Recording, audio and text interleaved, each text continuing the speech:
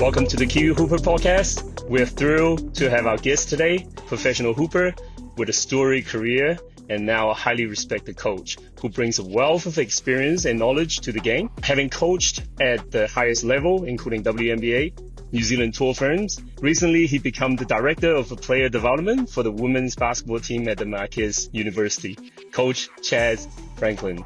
Thank you for joining us, Coach.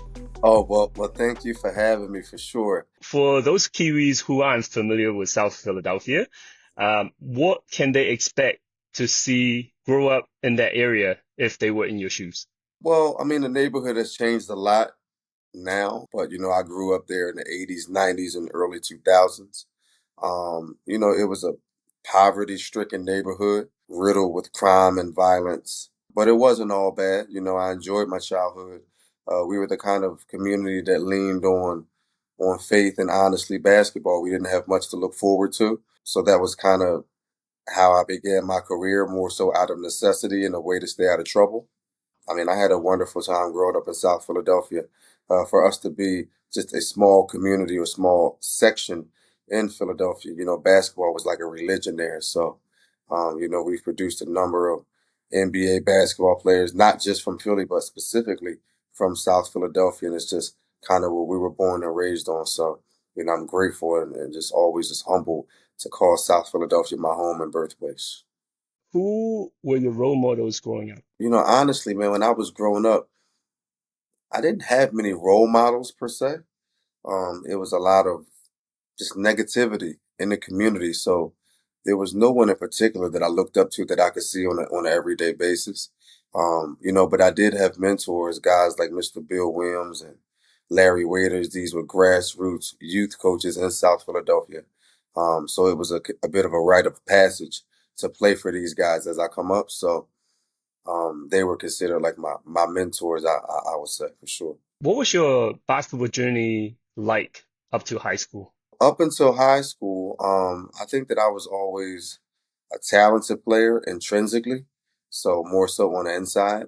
Most people would characterize me as a late bloomer. I think that I always had the talent and the athletic ability, but like many young players, I struggled with my self-confidence and the ability to be assertive.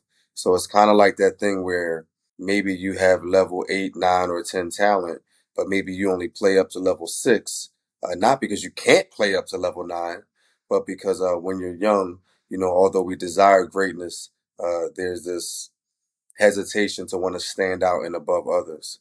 So I think that's how I would be described as a young player for sure. Your college career is nowhere near smooth sailing, and seems like everything was stacked up against you to become a pro. You face some pretty much like life-altering challenges head on. What are some of the biggest challenges that you ever faced? I mean, the biggest challenge I ever faced unequivocally would be the year 2003. When I came home from the semester prior, we got evicted, from my house. So I ended up moving with my grandmother, who raised me for a substantial amount of time during my childhood anyway, right? So that really wasn't hard. But I think what was hard about it was that she was diagnosed with cancer that summer.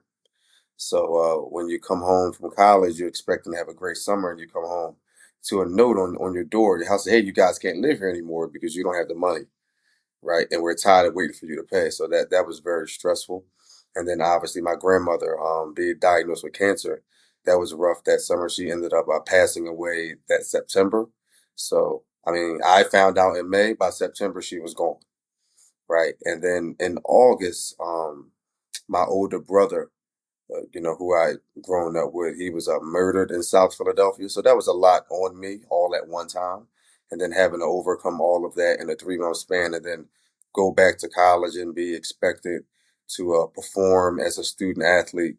It was very challenging, but I think it was one of the pivotal moments of my life and kind of helped me to develop some of the tenacity that I would need to go forward from that point on. So, in hindsight, it was a blessing. There were tragic losses and losses that I still mourn to this day, 20 something, 20 years later. But ultimately, I just think it was part of God's plan for my life. New Zealand is such a small country. It's rarely having something like that happening, and you were pretty much seeing it firsthand. And and it's incredible you get to where you are by overcoming things like this. From my understanding, that you didn't quite get a scholarship when you first attended college. Am I correct? No, no, I was a walk-on at Hampton University initially, which is in Hampton, Virginia. And, we had a really, really, really good team when I was at Hampton. I was fortunate enough to walk on. I didn't see much playing time, right, and didn't get much of an opportunity. But I can say that, hey, you know what? I made a Division I basketball team. Prior to that, I mean, I was getting recruited by some Division II and III schools. But like most 16 and 17-year-olds, I had this crazy bit of delusion. I felt like I should be going to Marquette University, right? Here in the Yeah. big, right? Not a Division II school. So, I decided to just go to Hampton just as a student, because my godfather went there and I ended up just making the team when I was there. But I didn't get much opportunity, and that led to me basically transferring. So I ended up at my second school. I attended three universities. This school was Edinburgh University.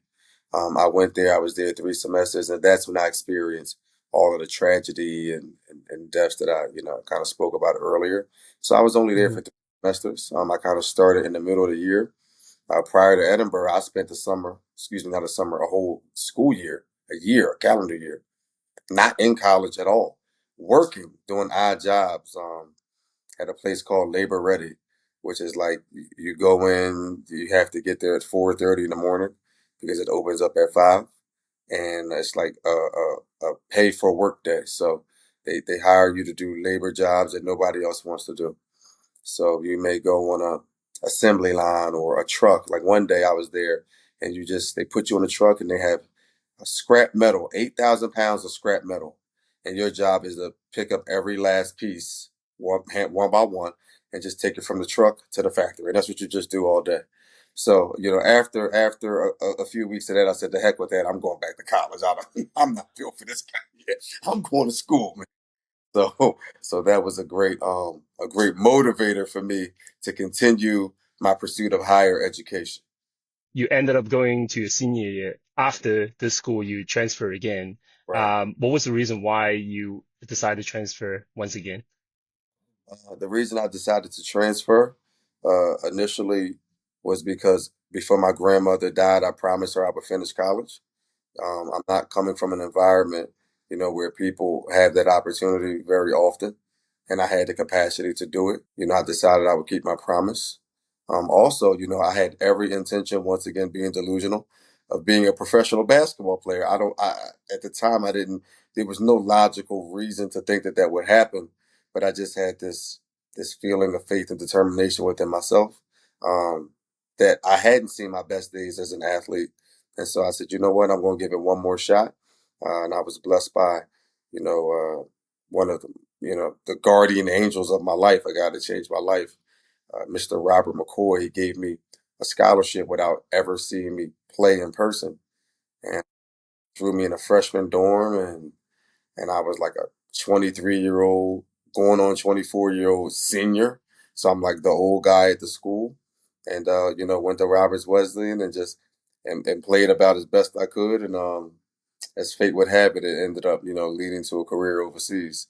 So, it was the right choice for me. And I got the chance to graduate, which I was most proud of because where I'm from, everybody can play basketball, but, there's few and far between graduate from college. So that actually means more to me than actually being just another ball player. Where did your overseas pro career start? So it started in a place called Weisenfels, Germany. It's a small town about an hour from Leipzig in East Germany. I initially was told that I shouldn't go there because of racial tensions. I mean, it was not even 25, 30 years prior that the wall in Berlin had come down.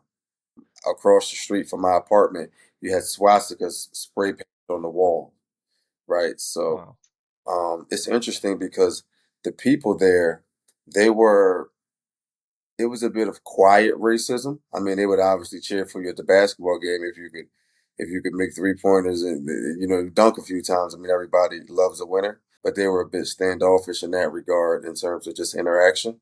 Mostly the old German people, but you know what? I met a lot of German people, younger and teammates that were some of the kindest, most gracious human beings that I've ever met on earth. So, it was my first lesson just about giving people a fair and honest chance to prove their own worth and merit on who they are individually as opposed to the collective prejudice that I had against East Germany.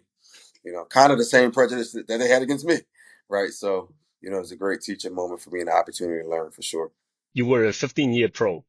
You've seen a lot of places, play a lot of places. Which country surprised you the most? For example, like you hear things like again, apart from Germany, you hear things before you go, but when you arrive, you find out it's different from what you've been told.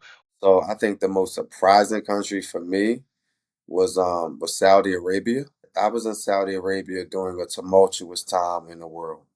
I mean, ISIS, they were beheading people during that time, which was absolutely just unbelievable. And it's the Islamic capital of the world. I'm a Christian, and so my first concern was me being able to go into the center of an Islamic country, one of the most rigid, if not the most rigid Islamic country on earth. Some people told me, "Oh man, if you bring a Bible, they'll cut your head off if they find it," and all of these things. But to my surprise and great delight, some of the sweetest, kindest men, people. I didn't meet like any women because it's like unless you're married, you interact with women. Yeah, you don't even see women in Saudi Arabia. Like the women don't come to basketball games in Saudi Arabia. You can't even like if you were to go into the supermarket or Walmart or one of these places, there's a family entrance for women and men that are married, and there's a single man entrance, and you guys never interact with each other, right? Wow.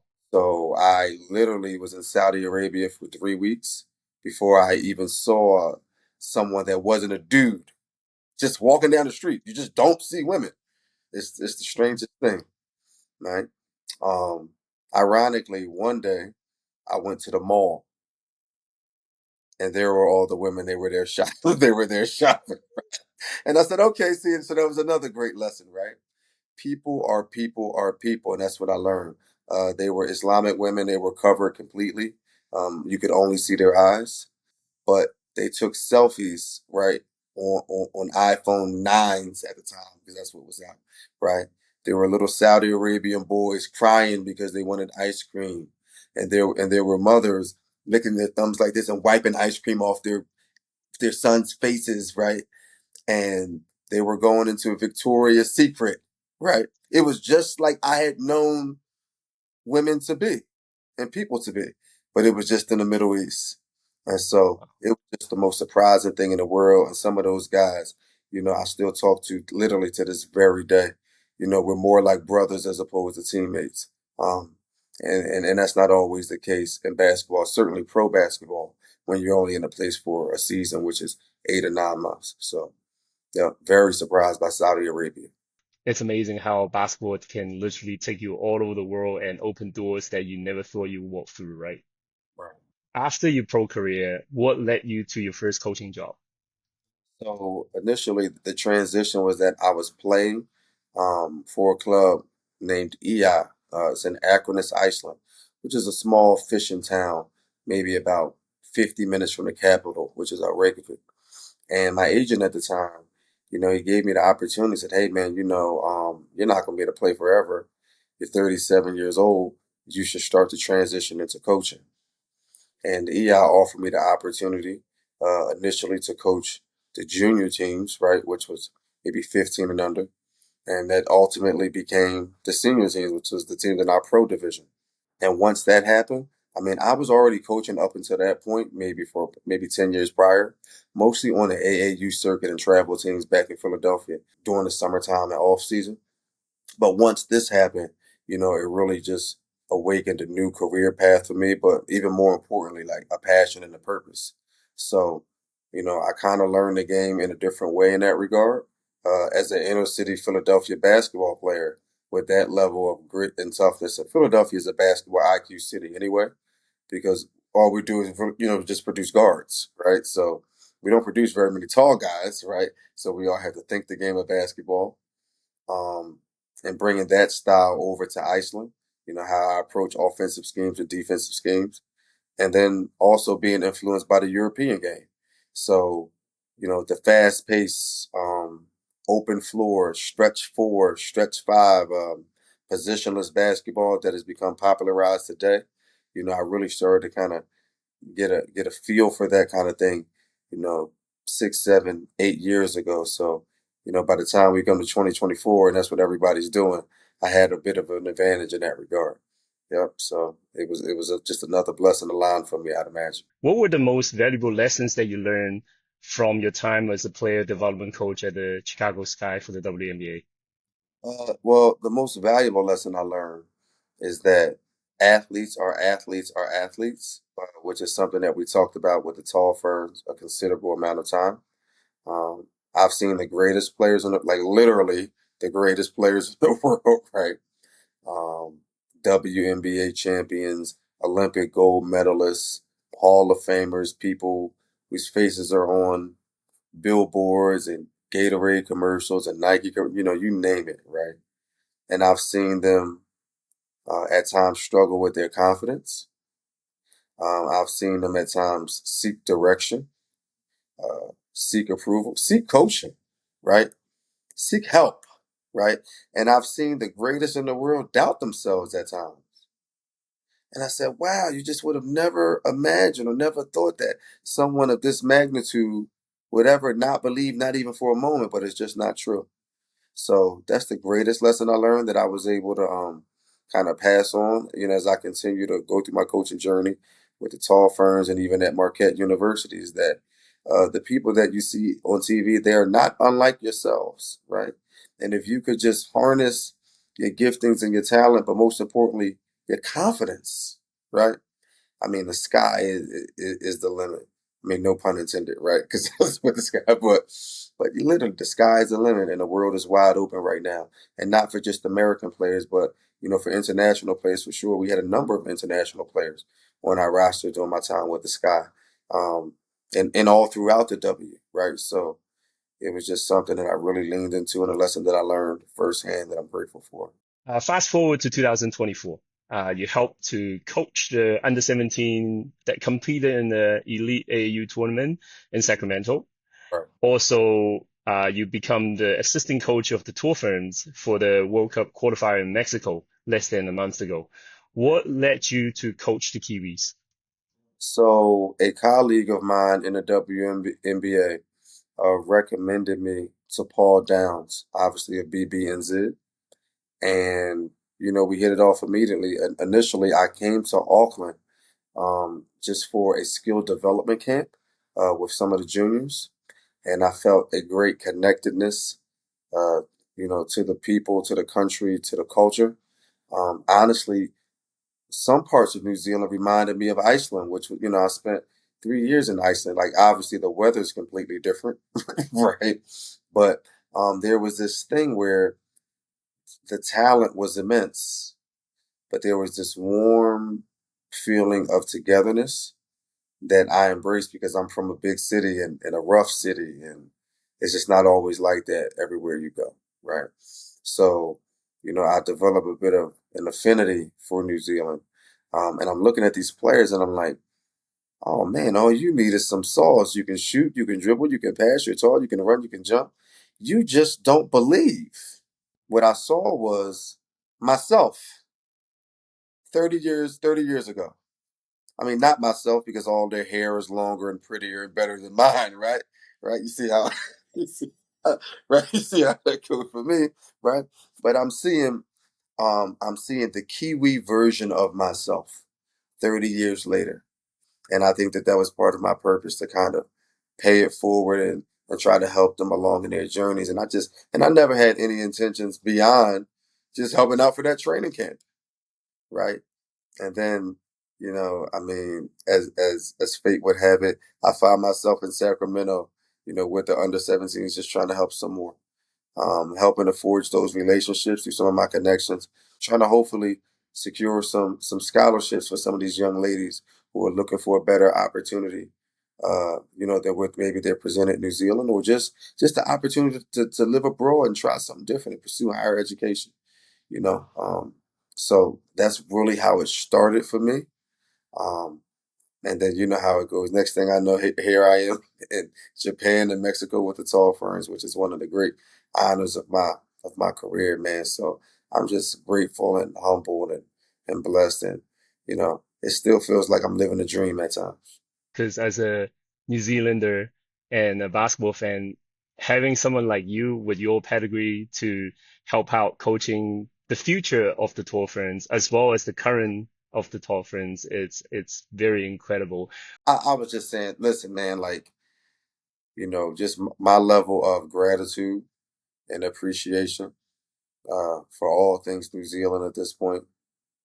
I mean, it's just words can't even express how I feel about it. I how about this? I wear my New Zealand gear every single day to market. Yo, check that off. You got to put Marquette stuff on. I'm like, okay, my bad. I just understand the uniqueness of the country and its people. Appreciate it. I just believe in destiny, and and it's just always been my way to try to help good people. And I'm a person. Honestly, I think New Zealand has always been looked at as an underdog country as it pertains to basketball on the world stage, and that's me 100%. Right, an underdog. I mean, from birth, right? Wasn't given much of a chance. From my community, from high school, from college. I mean, you name it, right? Every step of the journey, I was considered an underdog. So I identify with other underdogs, and the opportunity to join arms with you, right, and try to obtain a common goal is something that I don't take lightly. And the whole time you guys, you said you were honored to have me. Man, listen, I'm honored to be right to serve you guys however I can. So it's just been a blessing for me. I'm the winner in this exchange. Trust me, for sure. What are some of the unique challenge and opportunities in coaching the under 17 at the Tall Ferns, in your opinion? I think the hardest thing that I've experienced, uh, just in my 43 years of life, is for man to change, right? Even when you understand that change is necessary, and change will be worth it, right? I mean, I've seen guys where their life has been on the line, right? They're diabetic, let's say. And the doctor says, hey, man, I mean, you now have to eat wheat bread, right? And if you keep eating white bread, you're going to die. And they can't do it, right? That's how hard it is for man to change. So when you start to, and that's what your life went line, right? So when you start talking about working to change someone's mentality, right? To see yourself as the head and not the tail, right? Not necessarily going against the humility that's ingrained right in the Kiwi culture, because I'm a big believer in humility, like 100%, right? But I also believe that when you're on the dance floor or you're on the battlefield, right, humility serves no purpose at this point because we're in direct competition. So one of the greatest challenges has just been trying to forge a culture of deep self belief, right, and a greater sense of togetherness and confidence that comes with just collectively, right, joining arms and going after a common goal. Um, Chin up, chest out, right? But still treating the janitor the same way that you treat the CEO of the company, because that's the New Zealand thing, right? That humility is very important, right? So that's been my biggest thing, right?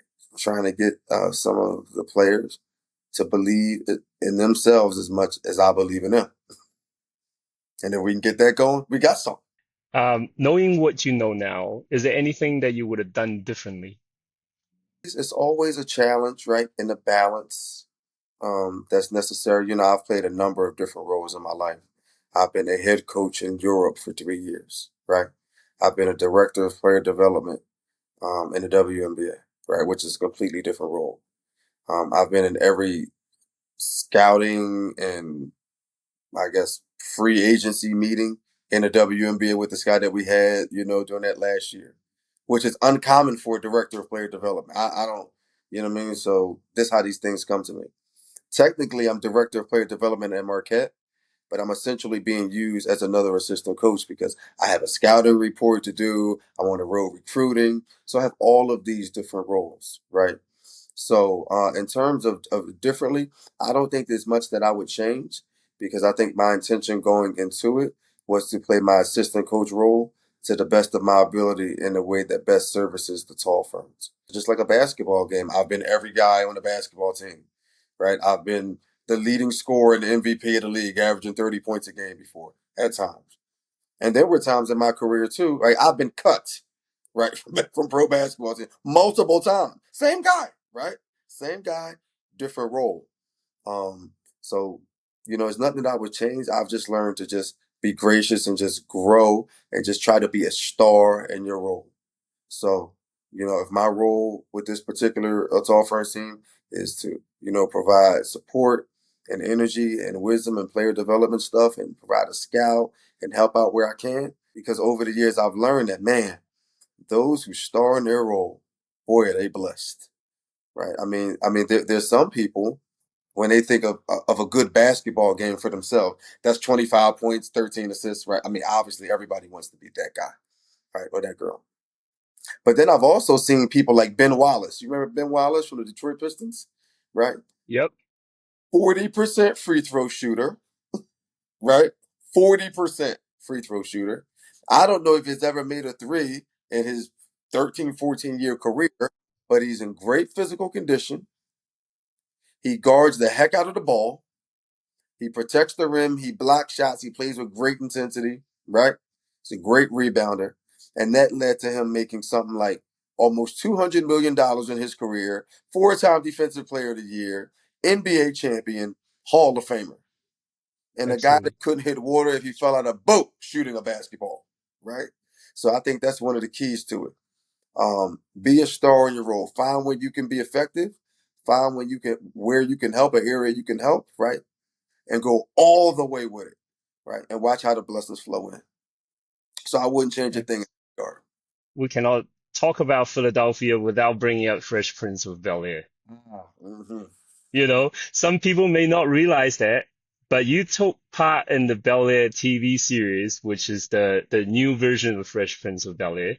And also you were in the Adam Sandler movie Hustle, I which was. is based on a fictional character, which is a sports agent that works for the 76ers.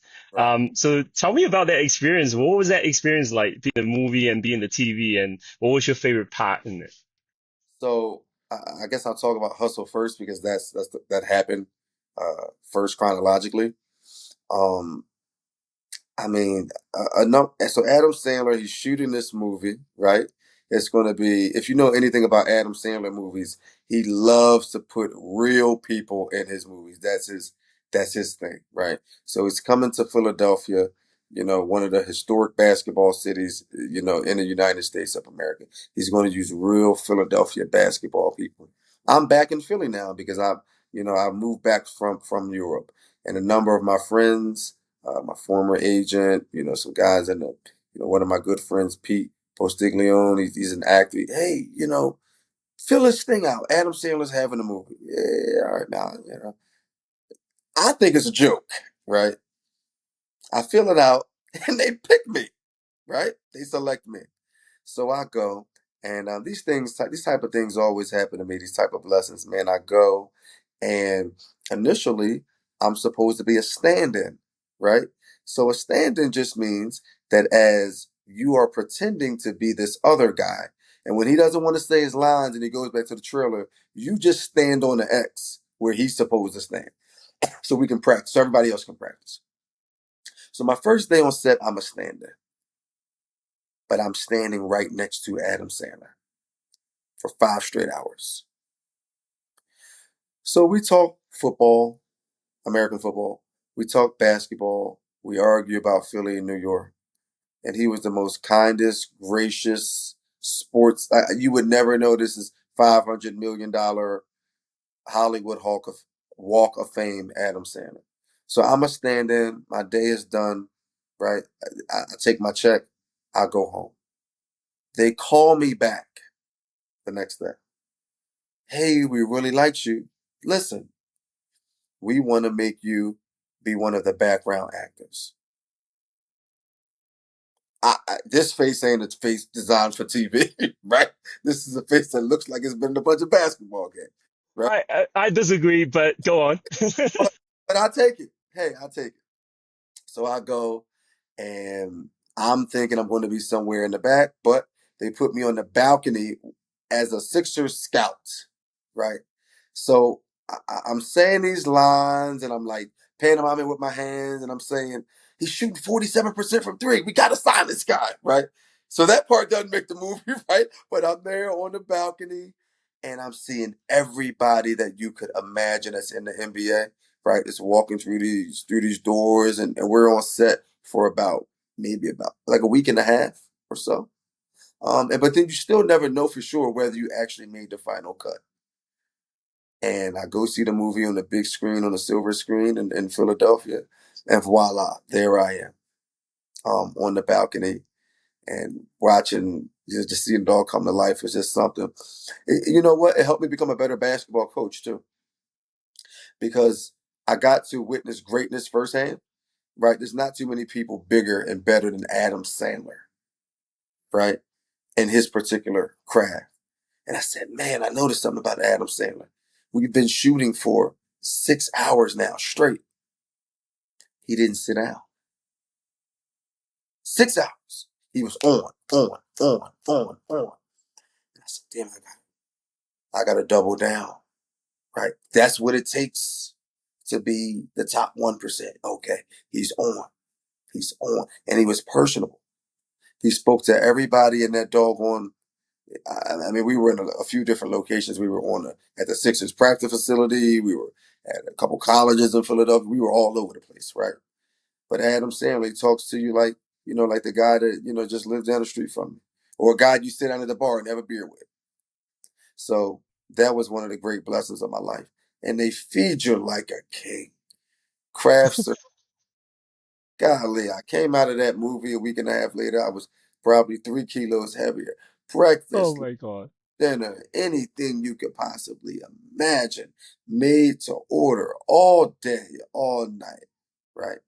And Wow. it's just highway robbery for someone with such a little trivial. Not how it's a trivial, but you know, I mean, it's not like I'm out there. You know what I mean?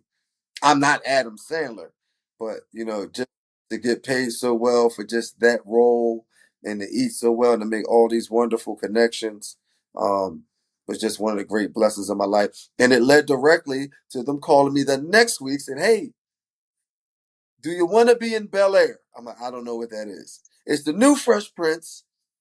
You're kind of muscular. You're bald head. You're a black guy, right?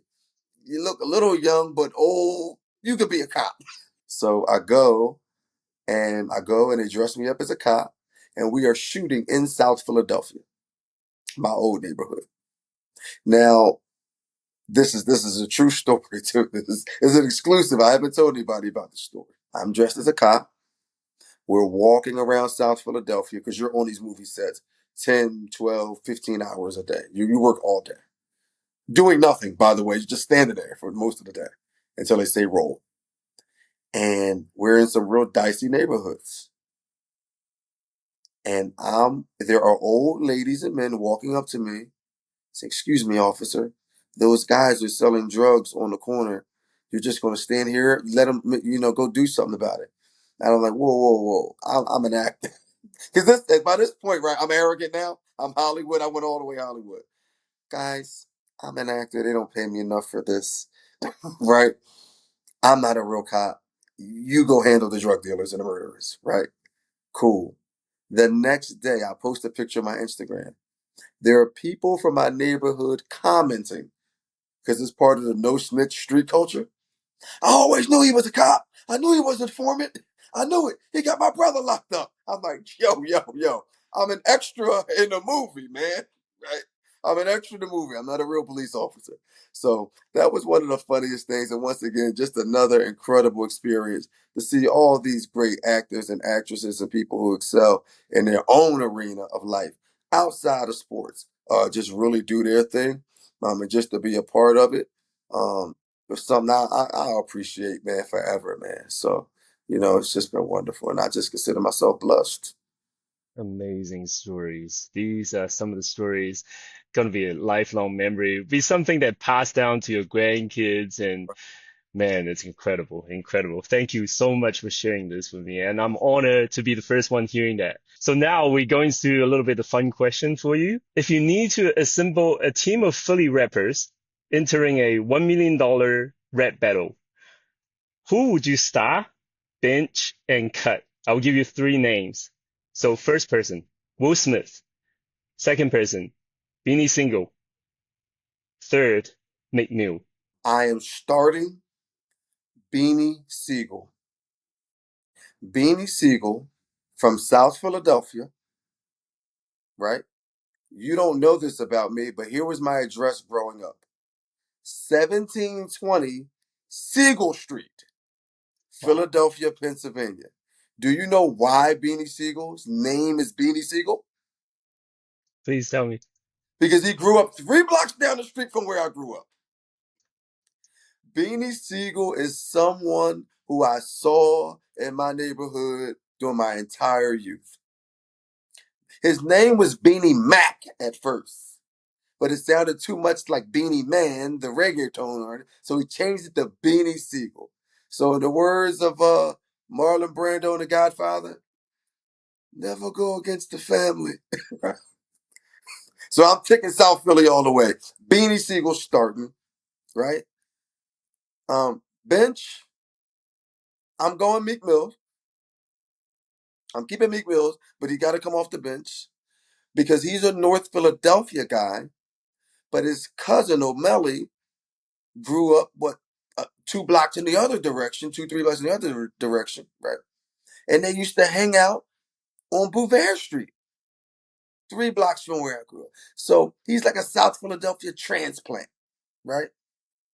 And the reason why I had to cut Will Smith is because he's so much greater than rap. He's not a rapper. I don't even think of Will Smith. I think of Will Smith as an icon. He's not even a human. He's just a concept, right? Will Smith, right? Um, But if we get into a fight against other rappers or something, I mean, I know he's willing to lay hands on somebody and put the smack. So I don't know, right? Maybe I'll keep Will, right? But as it stands now, if we're talking straight up rap, I'm going Beanie Siegel, who I think is the better lyricist of the three, the best lyricist. Meek Mills, who's also a great lyricist, right? But I can't have two number ones. And Will Smith, he's got to go, but he'll land on his feet because at the end of the day, he's an icon. That's what Yep, I'm. he'll be fine. He doesn't really need that 1 million, to be honest. And do you have any questions for me? I would just like to know um, where the projection of the Tall Ferns, let's say in the next 4 years, because you're more boots on the ground than me. I'm relatively new to this party, right? But you would have a better idea of the culture and the history, right? Sometimes we can get an idea for where we're going based on where we've been, right? What do the people of New Zealand, what do Kiwis want to see from the Tall Ferns? What brand of basketball do they want to see? What are our goals? What are we aiming for from the people, from the mouth of the people? That's what I want to know. I can't speak for everybody. For me personally, I think I would love to see them back in the Olympics, and that's my thing, right? Like I was honored and lucky enough to go into the '08 Olympics and watch the Dream Team and watch they play against Australia.